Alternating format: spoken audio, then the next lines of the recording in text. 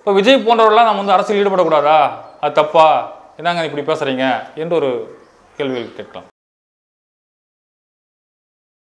அன்பார்ந்த உழைக்கும் மக்களே, தொழிலாளர்களே, ஜனநாயக சக்திகளே, வணக்கம். பிரபல நடிகர் விஜய் புதிய கட்சி துவங்கி இருப்பதாகவும் அந்த கட்சியின் பெயர் தமிழக வெற்றி கழகம் என்றும் அறிவித்தார். எதிர்வரும் நாடாளுமன்ற தேர்தலில் எந்த கட்சிக்கும் ஆதரவில்லை, 2026 நடைபெற இருக்கின்ற சட்டமன்ற தேர்தல் தான் எங்கள் இலக்கு என்றும் அதில் அறிவித்திருக்கின்றார். ஏறக்குறைய 1000 அல்லது 2000 கோடி ரூபாய்க்கு வணிகத்தில் ஈடுபடக்கூடிய திரையுலகில் ஒரு உச்ச நட்சத்திரமாக இருக்கக்கூடிய ஒரு நடிகர் அதெல்லாம் முதலி தள்ளிவிட்டு அரசியலுக்கு வருகிறார் என்பது அவருடைய தியாகத்தை காட்டுகிறது, அர்ப்பணிப்பை காட்டுகிறது என்றெல்லாம் நடிகர்கள் அல்லது அவருடைய பணியாற்றிய இயக்குநர்கள் இப்படி பலரும் கருத்து தெரிவித்திருக்கிறார்கள், வரவேற்றிருக்கிறார்கள். நம்முடைய கேள்வி என்னவென்றால், நடிகர் என்ற முறையில் அவருடைய திரைப்படம் வெளியிடுகின்ற நாள் என்று அவருக்கு நடத்துகின்ற பாலாபிஷேகம், இன்னும் பல்வேறு விதமான அந்த அழிச்சட்டியங்கள் என்றைக்காவது அதை கண்டித்திருக்கிறாரா, அதை விமர்சித்திருக்கிறாரா என்றால் இல்லை. மாறாக அது ஊக்குவிக்கப்பட்டிருக்கிறது. இதை தாண்டி அவருடைய படத்தினுடைய முதல் காட்சி என்று 1000 ரூபா 2000 ரூபா அதற்கு மேலே கூட விற்பனை செய்யப்பட்டிருக்கிறது. அவர் ரசிகர்களும் அதை வாங்கி, ரசிகர்களும் மக்களும் வாங்கி பார்க்கும் நிலைக்கு தள்ளப்பட்டிருக்கிறார்கள். இப்படி தன்னுடைய ரசிகர் என்ற பெயரில், தன்னுடைய அபிமானர்கள் என்ற பெயரில் இருக்கின்றவர்களையே வந்து சுரண்டி ஏமாற்றி செய்கின்ற அந்த நடவடிக்கையின் மீது என்றைக்கும் அவரை கண்டித்ததில்லை, விமர்சித்ததில்லை. அந்த துறையில் நடக்கின்ற, அதாவது அவர் நடத்துகின்ற துறையில் இப்படிப்பட்ட அராஜகங்கள், ஒழுங்கினங்களை தடுத்து நிறுத்துவதற்கு ஒரு நாளும் குரல் கொடுத்ததில்லை என்பது நாம் காணக்கூடிய யதார்த்தம். அடுத்து, நாட்டின் கோடிக்கணக்கான விவசாயிகள் தான் விளைவித்த தானியங்களுக்கு ஒரு குறைந்தபட்ச ஆதார விலை வேணும், நெல்லுக்கு, கரும்புக்கு, இன்னும் இதர கோதுமை போன்ற தானியங்களுக்கு வேண்டும் என்று கோருகின்ற நிலையில் அதை அரசு புறக்கணிக்கின்றது. அதே போல மற்றொரு உழைக்கும் வர்க்கமாக இருக்கக்கூடிய தொழிலாளி வர்க்கத்தினுடைய உழைப்புக்கேற்ற ஊதியம் என்பது நாடுதழி அளவில் இல்லை, உரிமை பறிப்பு என்பது இல்லை. நாம் அதுக்குள்ள போக வேண்டாம். இப்படி ஒரு நிலைமை. ஆனால் சினிமா இண்டஸ்ட்ரி என்று சொல்லக்கூடிய இந்த தொழில் சில 100 கோடி முதலீடு செய்தால் அது 500 கோடியாகவும் 1000 கோடியாகவும் கொள்ளை லாபம் ஈட்டுகின்ற ஒரு தொழிலாக அது இருக்கின்றது. அது பெரும் வணிகமாக இருக்கின்றது. இன்றைக்கு லைக்கா போன்ற நிறுவனங்களாகட்டும், அல்லது தயாநிதி இவர் கலாநிதி மாறனுடைய சன் பிக்சர்ஸ் நிறுவனமாக இருக்கட்டும், அல்லது ரெட் ஜெயின் மூவிஸ், உதயநிதியுடைய ரெட் ஜெயின் மூவிஸ் ஆகட்டும், இன்னும் இது போன்ற பல்வேறு கார்ப்பரேட் நிறுவனங்கள் சில 50 கோடிகள் சில 100 கோடிகள் போட்டு அதை வந்து 2 மடங்கு 3 மடங்கு லாபத்தை ஈட்டுகின்ற ஒரு பெரும் வணிகமாக இருக்கின்றது. அப்போ இந்த வணிக நோக்கத்தை, அதாவது பொருளீட்டுகின்ற நோக்கத்தை ஈடு செய்வதற்கான கதை, காட்சி அமைப்பு, பாடல், இன்னும் உடல் மொழி, மேனரிசம், இதெல்லாம் சேர்த்து வெளிப்படுகின்ற ஒரு இந்த காலப்பகுதியினுடைய அந்த அழகியலை வெளிப்படுகின்ற ஒரு மனிதராக அவர் இருக்கின்றார். அதன் வாயிலாக அவருக்கு கோடிகள் வணிகம் செய்யப்படுகிறது. இப்போ இதை எப்படி புரிந்து கொள்வது? ஏன் அங்கே மட்டும் இப்படி நடக்கிறது? ஏனென்றால் முதலாளித்துவ அரசியல் தான் இதற்கு அடிப்படையாக இருக்கிறது.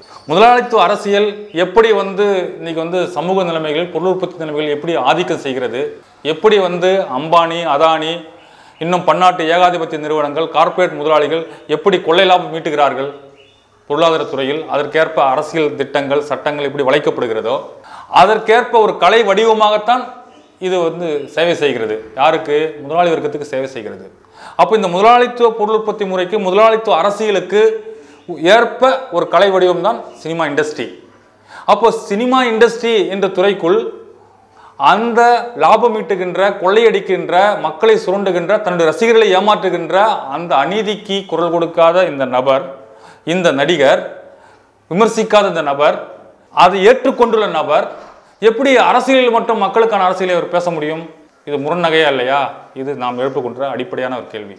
அடுத்து, இப்படிப்பட்ட நபர்கள் என்றைக்காவது மக்களை பற்றி, தொழிலாளர்களை பற்றி பேசியது கிடையாது என்பதை நாம் திரும்ப திரும்ப பதிவு செய்ய வேண்டிய அவசியம் இருக்கின்றது.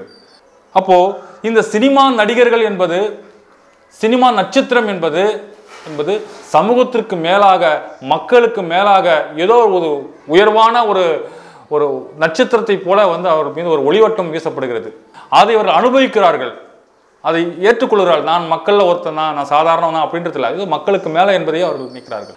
அப்போ இவர்கள் ஒரு ரசிக மனோபாவம், முக்கியமாக ரசிக மனோபாவத்தை அனுமதிக்கின்ற இவர்கள் எப்படி தன்னுடைய கட்சியினருக்கு எப்படி ஜனநாயகத்தை அவர் வழங்க முடியும்? மாற்று கருத்தை எப்படி அவர்கள் அனுமதிப்பார்கள்? அரசியல் துறையில் அரசியல் அரசியல் எப்படி ஜனநாயகத்தை அனுமதிப்பார்கள்? இந்த ரசிக மனோபாவம் என்பது அறிவுடைமைக்கு எதிரான ஒரு விஷயம்.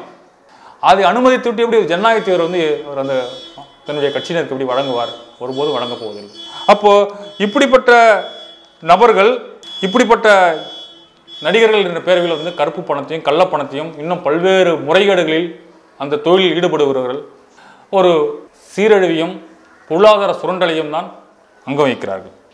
இப்படி நாம் குறிப்பிடும் போது இப்போ விஜய் போன்றவர்கள்லாம் நாம் அரசியல் ஈடுபடக்கூடாதா, அது தப்பா, என்னங்க இப்படி பேசுறீங்க என்று ஒரு கேள்விகள் கேட்கலாம். நம்ம அப்படி சொல்லவில்லை, ஒருபோதும் சொல்லவில்லை. மகத்தான கலைஞன், மக்கள் கலைஞன் என்று கொண்டவருடைய சார்லி சாப்ளின் போன்றவர் முதலாளித்துவத்துடைய கொலை முகத்தை, அவருடைய கோர முகத்தை மாடர்ன் டைம்ஸ் போன்ற திரைப்படங்கள் வாயிலாக திரைக்கடித்து காட்டினார். அன்றைக்கு அமெரிக்கா ஊடகங்கள் வந்தீங்கன்னா கம்யூனிஸ்டா என்று சொல்லும்போது அவர் மனிதன் என்று சொல்லிக் கொண்டார். அவர் கடந்த கால வரலாறு. அர்ஜென்டினாவை சேர்ந்த கால்பந்தாட்ட வீரர், உலக மக்கள் நேசிக்கப்படக்கூடியவர் மரடோனா, அவர் ஒரு உச்ச நட்சத்திரமாக இருந்தார். ஆனால் அவர் தன் வாழ்நாள் நெடுகிலும் அந்த அர்ஜென்டினா மக்களுக்காக, அந்த மக்களுடைய வாழ்க்கை சூறையாடுகின்ற உலக வங்கி, உலக வர்த்தக கழகம், அமெரிக்க ஏகாதிபத்தியத்துக்கு எதிராக இடதுசாரி இயக்கங்களோடு அவர் தன்னை தொடர்பை ஏற்படுத்தி கொண்டார். இந்த நட்சத்திரங்கள் எல்லாம் நான் சொன்ன இந்த மாதிரி மரடோனா ஆகட்டும், சார்லி சாப்ளின் ஆகட்டும், இன்னும் பல்வேறு முற்போக்கு எழுத்தாளர்கள், கலைஞர்கள், மிகச்சிறந்த அறிவுத்துறையினர் எல்லாம் அவர்கள் கோடிக்கணக்கான மக்களோட தொடர்பை ஏற்படுத்தி கொண்டு, மக்களுக்கு தங்களை கீழ்ப்படுத்தி கொண்டு, மக்களுடைய உயர்வுக்கு, மக்களுடைய சிந்தனையை மேன்மைப்படுத்துவதற்கான கருத்துக்களை அது நடிப்பின் வாயிலாக, எழுத்துக்களின் வாயிலாக வெளிப்படுத்தினார்கள். உண்டாகின்ற மிகப்பெரிய ஒரு கார்பரேட் அது ஒரு மோசமான தொழிலாளர் விரோத நிறுவனம் தான் அது. ஒரு கார்பரேட் நிறுவனம். அந்த உண்டாய் போன்ற நிறுவனங்கள் அந்த ஊரை சுற்றி, ஸ்ரீபெரும்புதூரை சுற்றி இருக்கக்கூடிய அரசு பள்ளிகளுக்கு டேபிள் சேரு, அந்த மக்களுக்கு கழிவறை கட்டி கொடுக்கறது, ஹாஸ்பிட்டலில் டேபிள் சேர் போடுறது, இதெல்லாம் செய்கிறான். இன்னும் ஒரு நாடுகளும் இருக்கக்கூடிய கார்பரேட் நிறுவனங்கள் அந்த பகுதியில் இருக்கக்கூடிய அந்த சுற்றி வட்டார பகுதியில் அப்படி உதவி செய்கிறாங்க. அப்போ இதற்கும் விஜய் செய்வதற்கும் என்ன வித்தியாசம்? அவருடைய பொருள் உலகமயமாக்கலுக்கு பிறகு பெரும் நிறுவனங்கள் தன்னுடைய லாபத்தில் ஒரு பகுதியை மக்களுக்கு செலவிட வேண்டும். ஏன்னா மக்களிடமிருந்து எதிர்ப்பு குரல் வந்துவிடக்கூடாது, மக்களிடமிருந்து கோபக்கணல் வந்துவிடக்கூடாது. தன்னுடைய சுரண்டலை, தன்னுடைய கொள்ளையை, தன்னுடைய ஏமாற்றை தொடர்ந்து நடத்திக்கிட்டே இருக்கிறதுக்கு இந்த பக்கம் இந்த மாதிரியான வேலைகளை செஞ்சுக்கிட்டே இருக்கணும் என்பது உலகமயமாக்கலுக்கு பிறகு ஒரு உத்தி, ஒரு தந்திரம். இதைத்தான் மக்கள் இயக்கின்ற பேரில் இவர் செஞ்சிட்டு இருக்கிறார். அப்போ இது யாரை ஏமாற்றுவதற்கு? அப்போ மக்கள் இயக்கம் என்பது போராடுகின்ற மக்களோடு அவர் ஐக்கியப்பட்டிருக்க வேண்டும், போராடுகின்ற வர்க்கங்களோடு ஐக்கியப்பட்டிருக்கணும், போராடுகின்ற கோடிக்கணக்கான விவசாயிகள், தொழிலாளர்கள், உழைக்கும் வர்க்கத்தோடு இருக்கணும். அப்போ இருக்கிறதா யதார்த்த நிலைமை? நான் அரசியல் என்பது ஒரு புனிதமான தொழில், நான் மக்களுக்காக இருப்பேன் அப்படின்னு சொல்றாரு. எந்த மக்களுக்காக இருப்பீங்க? தற்போது இருக்கின்ற இந்த அரசு அமைப்பு, உச்சநீதிமன்றம், நீதிமன்றம், நாடாளுமன்றம், சட்டமன்றம், இந்த மொத்த அரசமைப்பும் கார்பரேட் நிறுவனங்களுக்கும், அந்நிய ஏகாதிபத்திய முதலாளிகளுக்கும், பன்னாட்டு நிறுவனங்களுக்கும், இவர்களுக்கு சேவை செய்வதற்குரிய ஒரு அமைப்பாக இருக்கிறது. இப்போ இந்த அமைப்பு முறையே மக்கள் விரோத அமைப்பு முறையாக இருக்கிறது. எல்லாவற்றுக்கும் மேலாக இன்னைக்கு பாசிசம் என்பது மேலே தாக்கி மக்களுடைய வாழ்வாதார உரிமைகளை பறிக்கின்ற ஒரு நிலையை நோக்கி போயிட்டு இருக்குது. இப்படிப்பட்ட சூழல்ல நீங்கள் யாருக்கு போய் சேவை செய்ய போறீங்க?